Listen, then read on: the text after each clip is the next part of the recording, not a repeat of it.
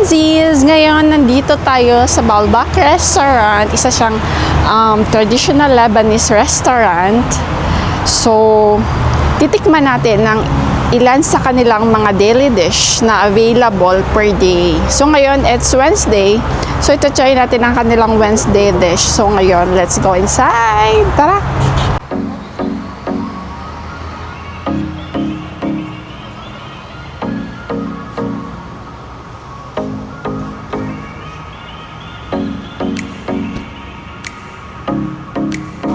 So, yan ang kanilang show kitchen. So, meron silang show kitchen, meron silang shawarma, chicken and beef. So, makikita nyo kung paano ginagawa ang order kung merong mag-order ng shawarma.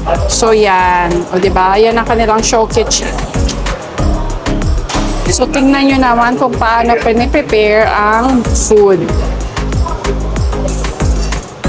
So, yan ang kanilang shawarma. Meron silang chicken and then beef. So, yan ang sample ng kanilang platter. O, diba? So, nakikita nyo talaga na fresh na ginagawa ang shawarma once na nag-order kayo.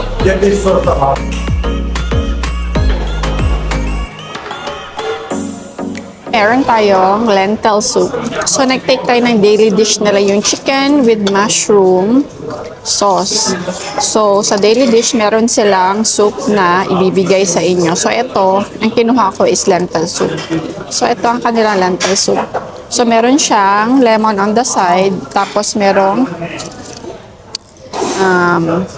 para siyang croutons. Pero ganito ang nilalagay nila.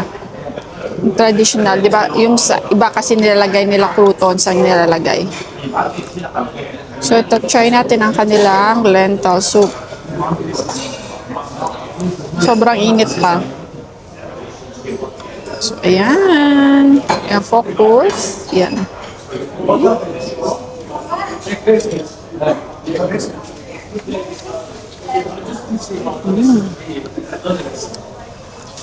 Ang lasa nila, traditional talaga na lentil soup. Masarap. In fairness, masarap siya. Char.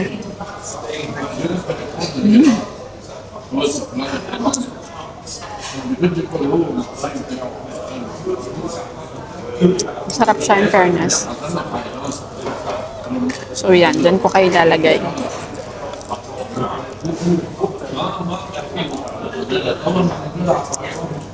Masarap siya. Very refreshing ang kanilang lentil soup. Ang daily dish nila, syempre daily dish, araw-araw iba-iba. So meron silang Sunday, Monday, tapos ngayon Wednesday. So ibang kanilang daily dish.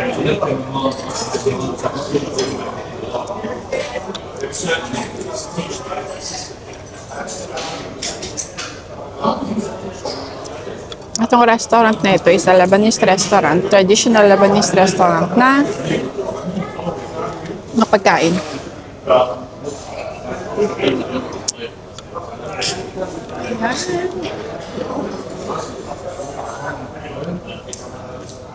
Tapos at the end, magbibigay tayo ng rate.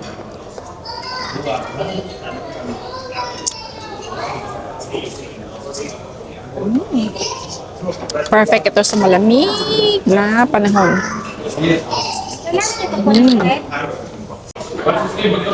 So, yan yung lentil soup and then chicken with mushroom sauce. That's chicken breast. And then, yan yung yogurt and yan ang tinatawag nilang malfu. So, meron siyang stuff sa loob. So, yan yung cabbage. Ating chicken with mushroom sauce. So, yan ang kanilang platter. So, meron silang 3 chicken breast and then mushroom sauce and then mashed potato and then meron silang vegetables on the side. Merong zucchini, broccoli, and carrot. So, ayan. So, hindi nyo siya makikita. So, titikman natin kung ano ba talaga ang kalasahan ng kanilang daily dish. Uy, may kutsilyo. Actually, yung kanilang sauce, nakaseparate. Tapos ikaw nang bahala kung saan nyo siya ilalagay. kung gaano kadami ang iyong ilalagay na sauce. Pwede nyo siyang ibudbud or pwede nyo din siyang idip. So, nasa sa inyo. Yun. So, ayan.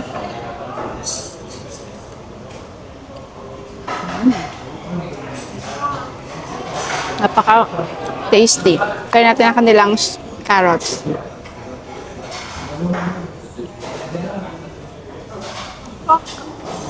Zucchini.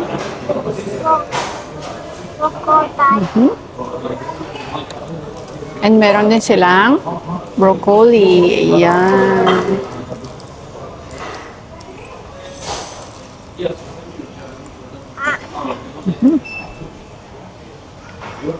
And then, ang kanilang mashed potato. Ito. Ito, try natin. Wow. Ang kanilang plating, malaki. Nakakabusog na. Pwede nyo ding lagyan ng mushroom sauce ang inyong potato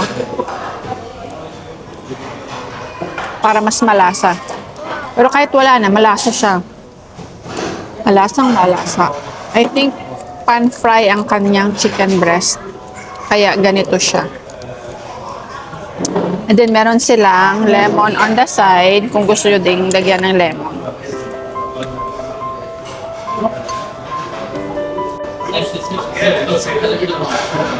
So yan ang nakapaloob sa daily dish. O, di ba? May tissue pa.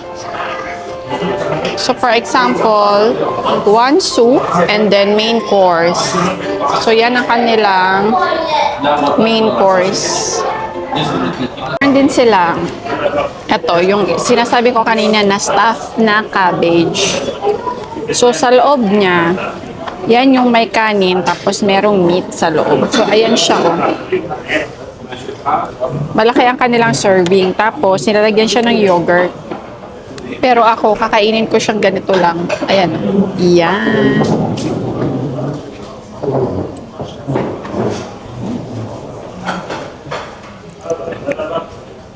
Alam niyo, ang pagkain nila talagang malasa.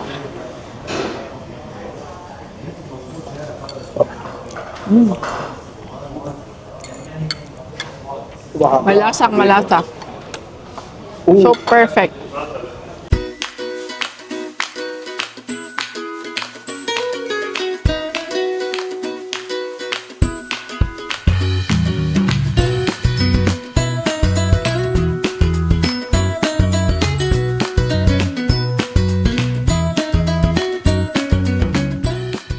Nakita nyo naman kung anong in-order natin na daily dish. So, yung chicken with mushroom.